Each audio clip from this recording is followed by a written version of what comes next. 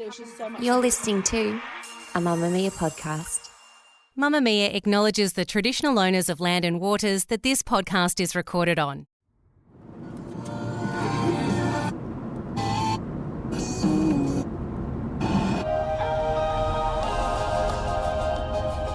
It's March 19, 2015, and Ray and Jennie Kehlet are enjoying the open road of the Great Northern Highway on their way to Sandstone, WA. Their beloved Great Dane Ella is happily sitting in the back seat of their four-wheel drive, and the couple are excitedly discussing their upcoming adventure as they while away the more than 700-kilometre drive. They're going gold digging. Their mate Graham thinks they're a good chance of uncovering a $3 million reef of unmined gold located in mine shafts out west, and the trio is travelling in convoy towards their planned base in the remote outback. A week later, police locate their campsite. It's eerie, like the inhabitants of the space have left in a hurry. There's a frying pan waiting to be washed, half-empty coffee cups sitting on a camp table, and clothes already bone dry on a makeshift clothesline. Ray and Jennie, however, are nowhere to be found. Their disappearance sparks the biggest and most expensive search in WA history at the time. And as police comb through the endless Australian outback, attention turns to their campmate Graham. Because 3 went into the desert on a prospecting trip 7 years ago, and only 1 came back alive.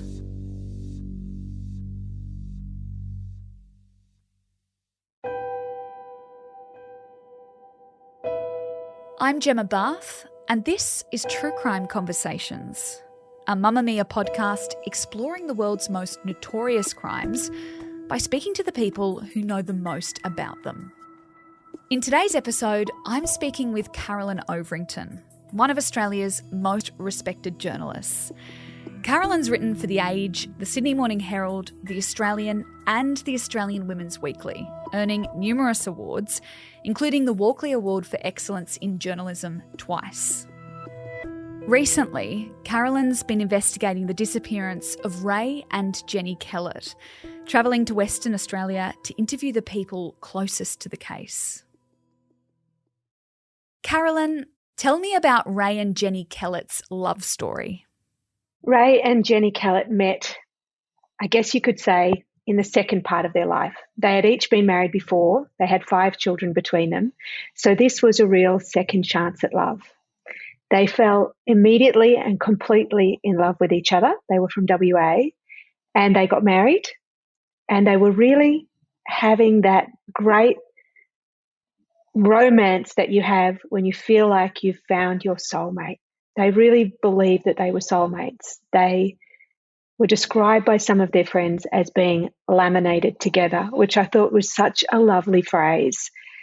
They loved to do things together and also to just do nothing together. They bought a little farm out in Beverley in WA, and Jennie was really passionate about animals, and in particular rescue animals. They had all these plans to bring all these rescue animals like goats and sheep and chickens to the farm. They got a rescue Great Dane together, which they just loved, a dog called Ella. They loved to do outdoorsy things together. So they would go camping, set up a couple of camp chairs, light a fire, have a glass of wine, watch the stars, curl up together in the tent. This was a love story, no question. They had quite outdoorsy careers as well. They were working in the same industry? Not initially, but after a while they both got jobs at the Cloudbreak mine. It's a big mine owned by Twiggy Forrest in WA. And, you know, people find it funny that Jennie was driving those monster trucks around the mine. Yep. Yeah, but actually that's a really common thing at a lot of the mines in WA. They're desperate for labour, and women have proven themselves really capable behind those massive trucks. So it's not an unusual job at all. It sounds a bit unusual, I think, to people who live on the East Coast, but driving big dump trucks in the mines is a job that a lot of women do in WA, and they absolutely love it. They get their little pink high vis on and their pink Blundstones, and off they go. And Ray was working at the Cloudbreak mine as well in a different capacity. They didn't start out working together. but they eventually ended up working together, and they were both fly-in, fly-out workers, which means that you fly into the mine site, you essentially live there, you get a little room, they serve you breakfast, you work very long shifts, and then when your week or your 2 weeks is over, you go back to your home, in their case, the place in Beverley, and you're able to do your gold fossicking or camping or fishing or whatever it is you like to do, and then you go back to the mine site. How did they meet Graham Milne? Graham Milne also worked at the mine site, and Jennie was driving the truck one day and she felt a little twinge, and he was one of the safety officers at the mine. So she clambered down from her big truck and she went to see the safety officer, and I guess you could say that he was a bit intrigued by her straight away. I would say about Jennie Kehlet that she's one of the more beautiful women I've ever seen in my life. I never got the chance to meet her, and it's a great regret, because in all the photographs that I've seen and in all of the encounters with her children and her family, she comes across as an extremely vivacious, interesting, warm, funny, and clearly very beautiful woman. She had a very welcoming air about her, so everybody was her friend. She loved to invite people to the farm, and they would host these big lunches and they would feed everybody and involve everybody in everything. You couldn't help but be attracted to her. I mean, somebody did say to me that when Ray met her, and he just felt completely like it was like, instant, because that's the kind of person that she was. And I think that Graham Milne probably felt the same attraction that many people felt when they met her. Just, wow, what an amazing person. She became his friend because she was friends with anyone. He's a very different personality. I haven't had the benefit of meeting him. He didn't want to speak to me, but by all accounts, he's a little bit more solitary, not quite as outgoing, a little bit of a stranger sort of personality. But she befriended him because she befriended everyone. And before long, she introduced him to Ray, her partner. And a friendship formed between the three of them. They were often seen sitting together at the mine site over the breakfast tables, deep in discussion about things. And we know that Graham visited the farm at Beverley as well. So this trio, we've got Ray and Jennie and their new friend Graham, they were interested in an apparently secret stash of gold in the WA Goldfields. How did that come about? How did they find out about that? Ray and Jennie, they didn't have any money problems really. They were both in really good jobs. You get paid a lot to work in the mines. But there is this culture in WA of maybe one day striking it lucky. There's a lot of gold in WA that was the subject of a massive gold rush. And there's always talk that, there's certain places that you can walk along and you can kick a rock and you never know, it might turn out to be gold. People love to go fossicking. There's a whole culture of it where they pack up their vans and their cars and they head out into the outback and they set up camp and they go out with their gold detectors. It's just a bit of fun, really. I don't think anybody really expects to get super wealthy. It's a bit like gambling, how some people like to go and play the pokies. Graham told Jennie that he knew about a secret stash of gold that had never been discovered by any of the prospectors that have been crawling over WA for more than 100 years. Apparently, it was described as a $3 million patch. It's a thick vein of gold that no one had ever discovered, and he knew where it was. And of course, Ray and Jennie were entranced by this idea. It sounded like so much fun. He said to them, or we think he said to them, that it would involve a bit of abseiling into some old mine shafts. So shafts that are dug, they're all over WA, these abandoned mine shafts. Some of them have a timber collar, not all of them, but some of them are just abandoned. You shouldn't go anywhere near them. They're very dangerous. They go off in all kinds of directions, and if you were to fall down one, you'd never get out, and no one would ever find you because it's the middle of nowhere. We think that probably looking for this $3 million patch involved going into those old mine shafts. They came up with the idea that maybe they would all go out there one weekend and chip away at this vein of gold and make their fortune. Have you spoken to other people who know that area? Do they think that this vein of gold exists?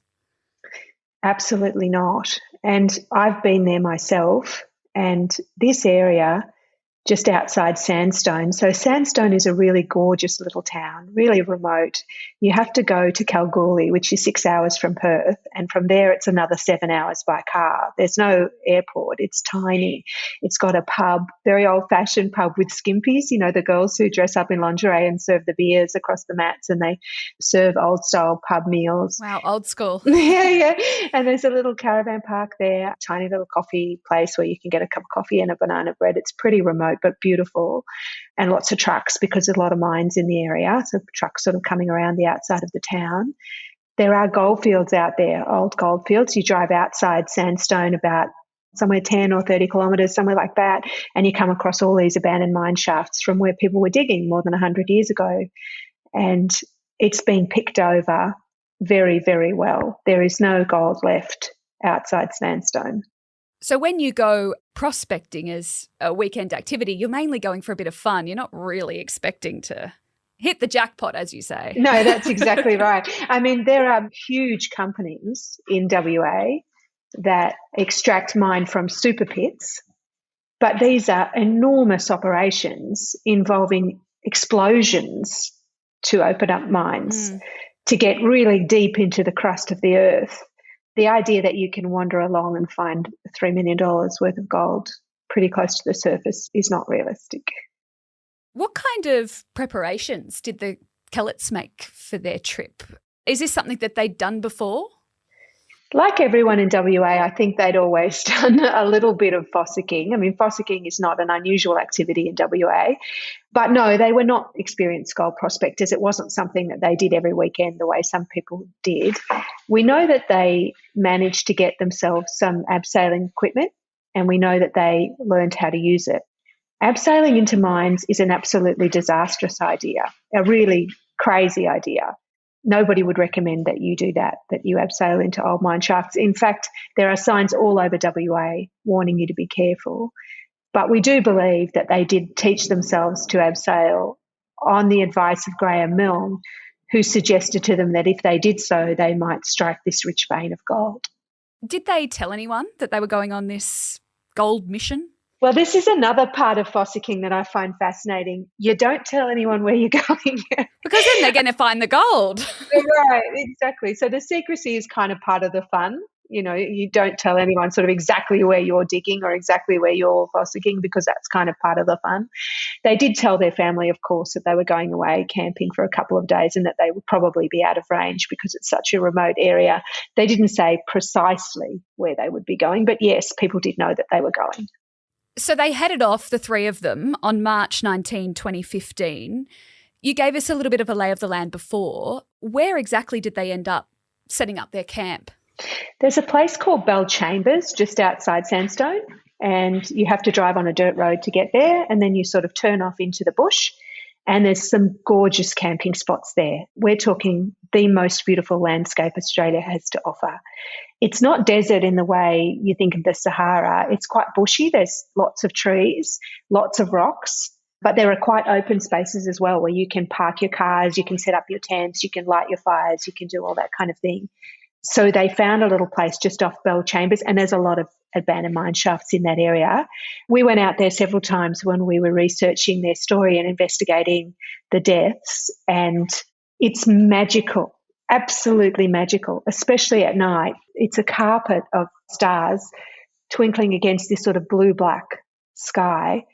You can't hear anything. In fact, you can hear everything, if that makes sense. You can't hear any traffic at all, but you can hear the crack of a twig and the call of a bird. So because there's so much space, it's not like you would have to camp next to other people. They would have been alone? Oh, yes. I mean, there are other people camping in the area, and we do know that other campers were at least conscious of their presence, but certainly you don't have to see anyone. It's not like a campsite where you all set up your tents next to each other and you know, the kids all play and all of that. No, it's not like that. In fact, while I was up there, I came across a German couple who come to Australia every year to camp, and they do so for the solitude, for the quiet. They don't bring any devices with them. They set up in WA and they just enjoy not having to see anyone. It's that place. So 9 days after they arrived was the first sign of trouble. What happened? Yeah, so they set off very early in the morning. They each had a trailer on the back of their car, and they also had those quad bikes with them, because you can get around the rough terrain on those quad bikes much more easily than in a big four-wheel drive. They were all packed up, ready for a couple of days out there in the bush. We know that they set up camp. So we know that they arrived, no question about that, and we know that they set up camp. But about 9 days after they left Perth, the dog, Ella, their big, beautiful, loving Great Dane, their rescue dog, wandered into the Sandstone caravan park. And that's a fair distance. Well, you mentioned it was like 30 Ks or something. It is. And Ella was really thirsty and she seemed quite hungry. And the lovely lady who used to run the caravan park there, she got some water and Ella just gulped it down, absolutely gulped it down. So Ella had obviously been wandering. So the owners of the caravan park, they looked at her tag and they rang the numbers and neither Ray or Jennie answered. Luckily, there was another number on the tag that they were able to access through the council, and it was one of the children.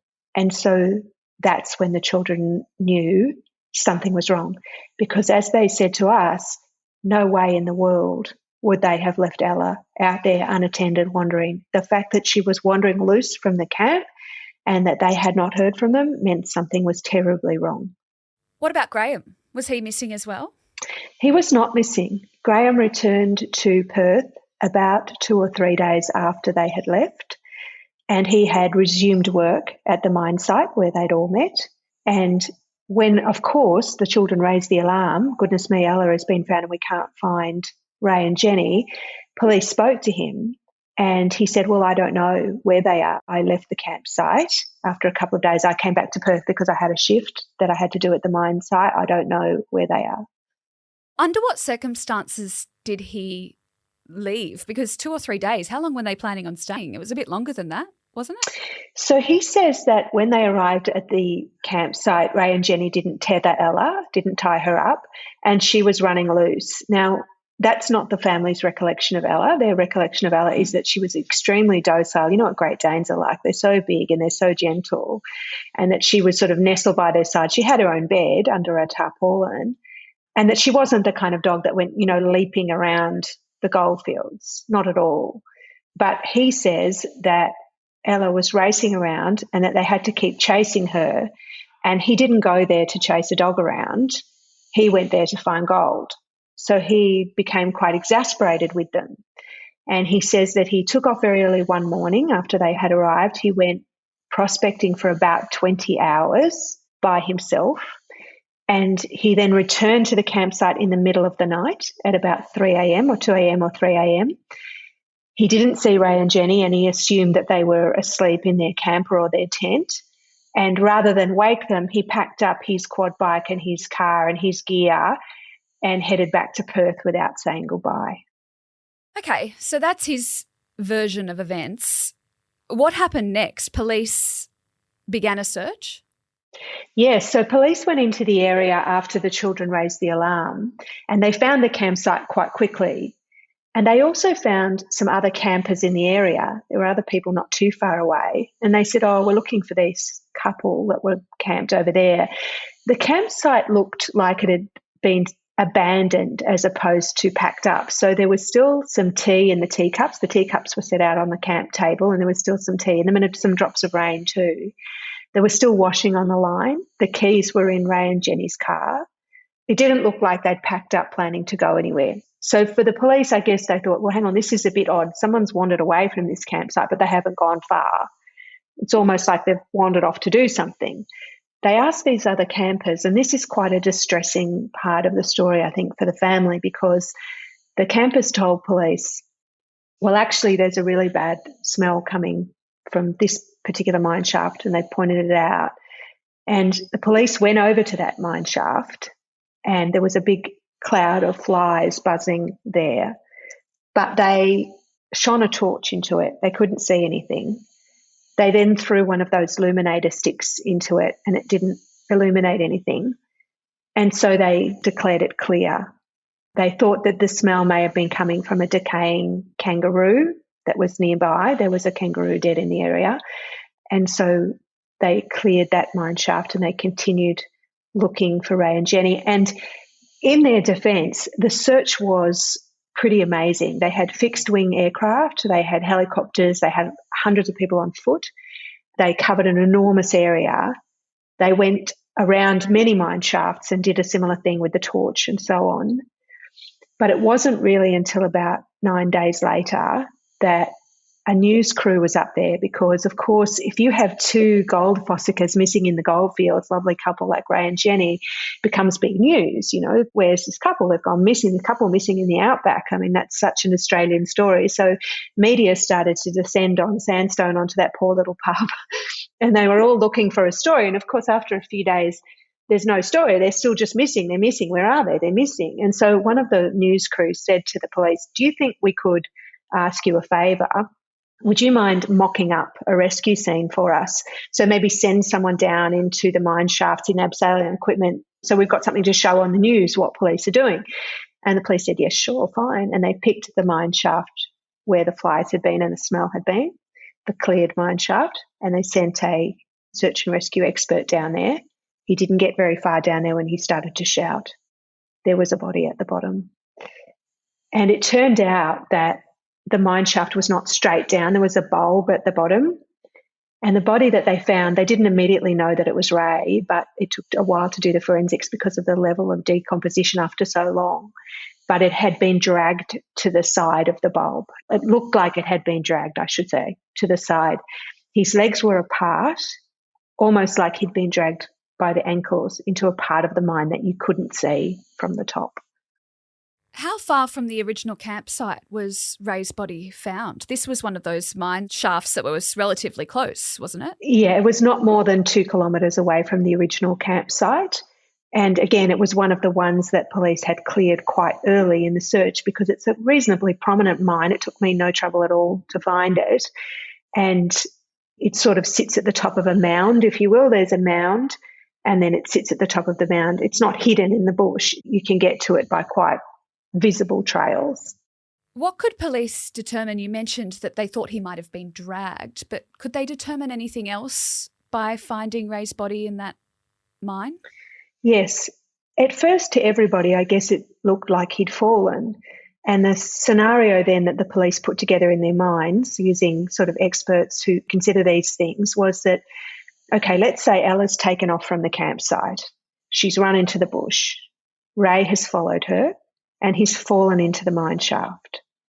And then Jennie, who's standing at the top of the mine shaft, or maybe doesn't know which mine shaft he's fallen into, is frantic and worried, and she's wandering in her distress, and she too falls into a mine shaft, a different one, or dies in the desert somehow. That was the sort of scenario that people were working with.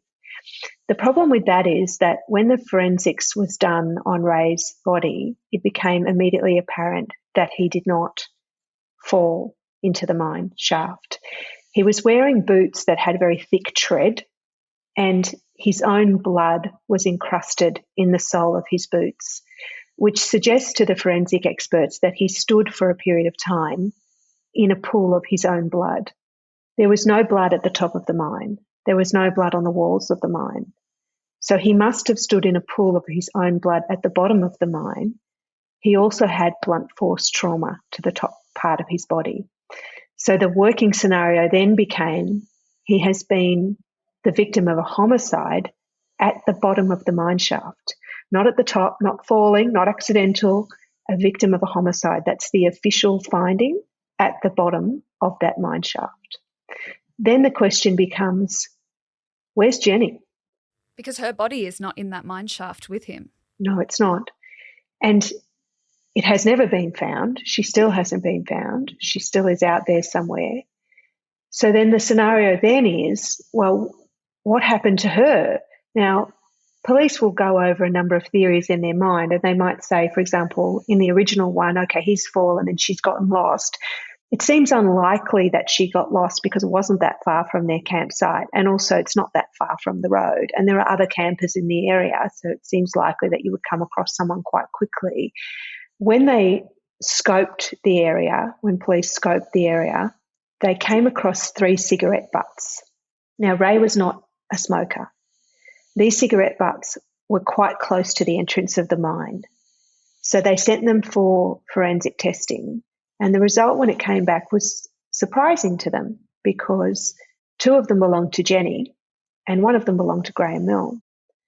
Now, Graham had told police that he had never been near that mine shaft. He didn't know how Ray ended up in it.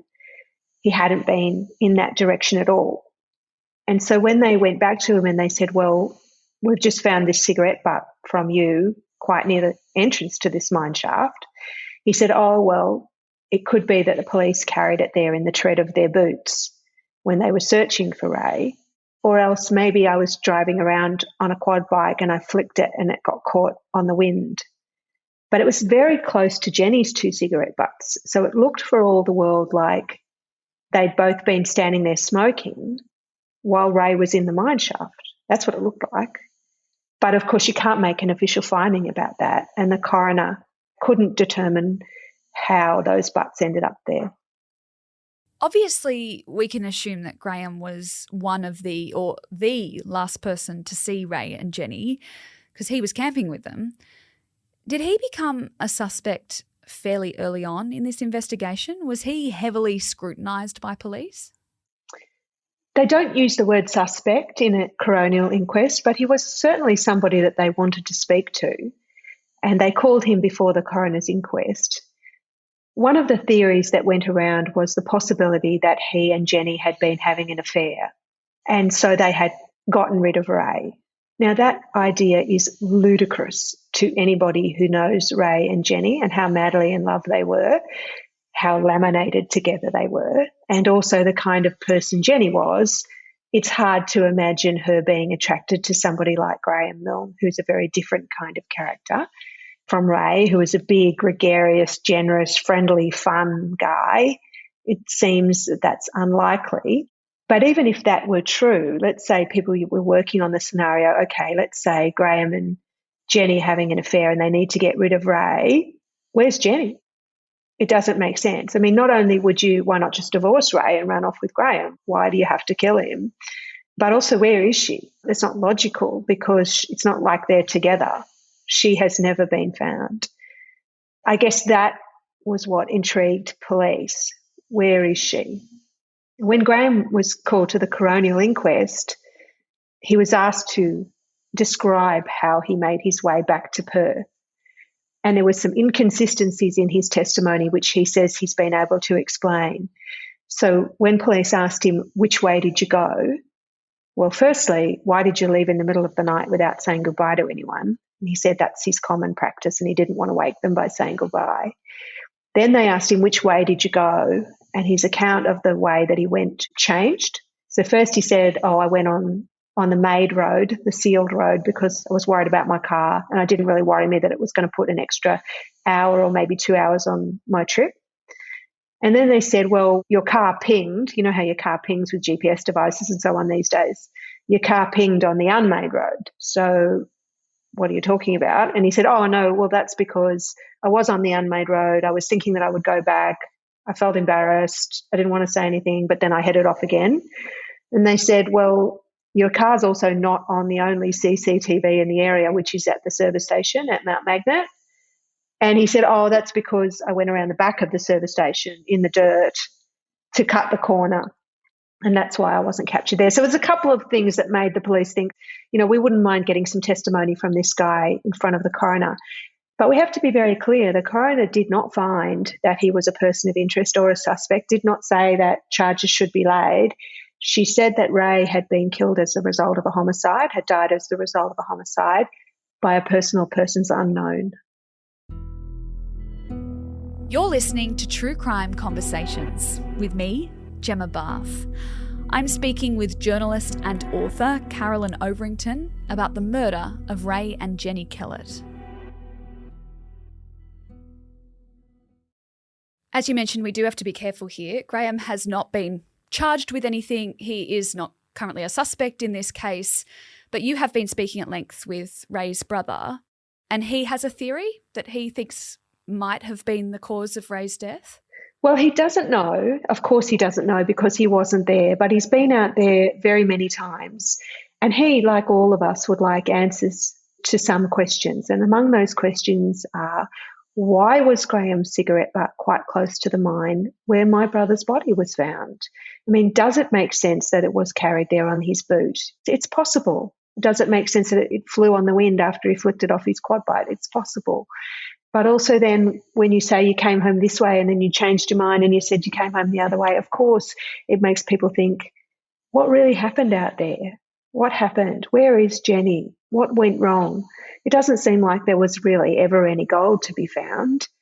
It's a perplexing situation for the families. And the other thing that's really desperately sad about it is they don't understand how Jennie has not been found, because she can't be nowhere. She has to be out there. And she probably can't be very far from the road, because it's not the kind of terrain that you could easily move a body around in.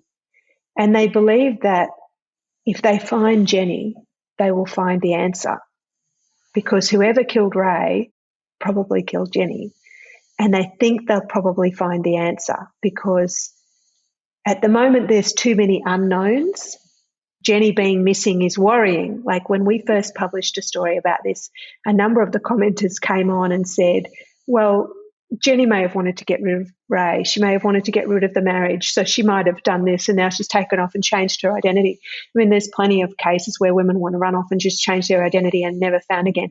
I mean, I find that unbelievably unlikely. I mean, I've met her children. They are the nicest, kindest, such a credit to her, and they loved her and she loved them. And one of her daughters was just 19 when she went missing, and has had, wept openly at having to try to become a proper adult, make decisions about, do I move in with my boyfriend? Do I take this job or that job? And mum's not there. They're super close. And also she was in love with Ray. Anyone will tell you that. They were madly in love. The idea that she's knocked him on the head at the bottom of a mine shaft, somehow climbed out, disappeared, left the campsite in that state, and her dog and her children, doesn't make sense.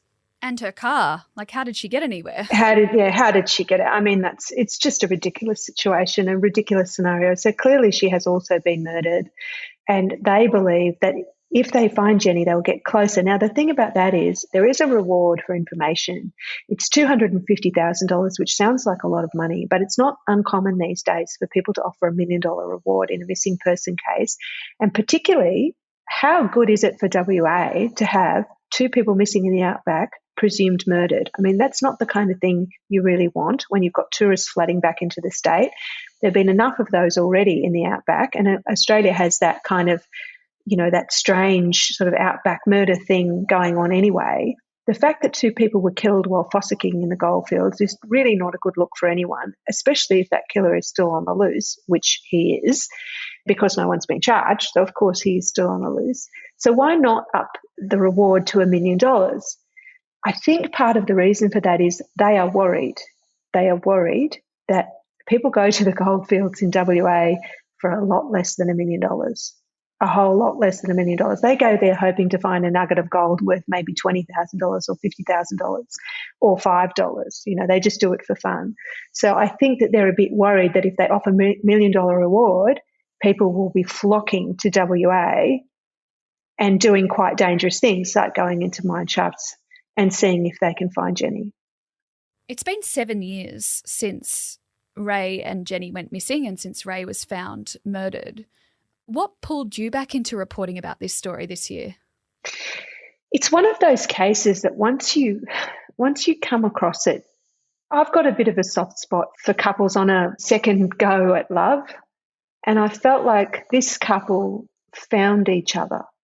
They found each other. No disrespect to anyone they were married to before, no disrespect to the fathers of their children, but it was clear to me that they had found each other and that they had fallen in love, and they were building something pretty special together. They were building a united family, and they were building a farm, and they were bringing in rescue animals. They did absolutely nothing wrong. I mean, occasionally you find a homicide and it's the result of organised crime or it's the result of drug dealing. This is a couple who just wanted to have a bit of fun, who just loved each other, wanted to go out into the outback, have a bit of camping fun. And this monstrous evil has been visited upon them. Callous, desperate behaviour. And I wonder sometimes if Jennie knew that Ray had been killed at the bottom of the mine shaft, the fear in her when she realised what was going on. Her husband's been killed. Did she run? How far did she get? And what happened to her next? It's just absolutely horrific. It's your worst nightmare. And as her children, How do they go on knowing that she's out there somewhere? She's out there somewhere and they can't bring her home. She's waiting for us to solve this thing, to bring her home. And I found that part of it very hard to let go. You've made a documentary about this case, and when you opened that documentary, you were talking about just how many unsolved murder cases there are in the WA desert. Why is that the case? Because that surprised me. It's not just Jennie and Ray. No, and they do often say that WA is the perfect place to hide a body because there is so much vast open space. I should say that when we first considered doing a documentary about missing people in WA, one of the things that really intrigued me and unsettled me was the number of Aboriginal women and children missing in WA. They're in quite high numbers. And our original intention was to try to concentrate on some of those crimes that have gone unsolved. One thing that the Indigenous community in Australia will say to you is that when white people go missing, it's a massive story. Indigenous women and children go missing all the time and they can't seem to get the attention that those cases deserve. So we made contact with Dorinda Cox, who is a senator in WA, and our intention had been to go over there and investigate some of those. And unfortunately, we got hit by the COVID lockdown. WA was pretty isolated during COVID, and so we were not able to do the work on those stories that we wanted to do. But I'm really hopeful that we will go back and do them. I'm really hopeful that the door has not closed there because that was the original part of what we wanted to do. As it turned out, we concentrated mainly on the disappearance of Ray and Jennie, and it was a story at least as compelling as important. But I am very conscious of the fact that this dialogue goes on at the same time, that why do we invest all our effort in this story when there is another story out there, which is Indigenous women and children. And in fact, Indigenous men too are missing in WA, and there's often not much of an attempt to find them, often not a body, often no one held to account. Do you think this case will be solved, the case of Ray and Jennie? Oh, yes, absolutely. It's very, very hard to hide the truth. It's very hard. I mean, the truth is determined to be seen. It's determined to be found. It has its own special magical power. All of the philosophers have explained this much better than I can, but when all else falls away, what you have left is the truth that stands there, and it absolutely determined to be seen. And we saw that, for example, with the disappearance of Daniel Morecambe, and we saw it again with the disappearance of Azaria Chamberlain. We see it all the time. In fact, I read one just a year ago about a girl who was missing for 35 years, and then a bulldozer came in and cleared a new part of the land to do a new housing estate, and up she came. Absolutely, this case can be solved. Of course it can, and it will. It definitely will. The question will be whether or not the person responsible is held to account. Thanks to Carolyn for assisting us to tell this story. If you'd like to watch Murder in the Goldfields, her documentary about this case, you'll find a link to it in our show notes. True Crime Conversations is a Mamma Mia podcast hosted by me, Gemma Barth, with audio design by Rhiannon Mooney. The executive producer is Gia Moylan. If you enjoyed this episode, let us know by leaving a rating or review in your favourite podcast app. It helps other true crime fans find our content and helps us keep making the episodes you get to enjoy every week. Thanks for listening. I'll be back next week with another true crime conversation.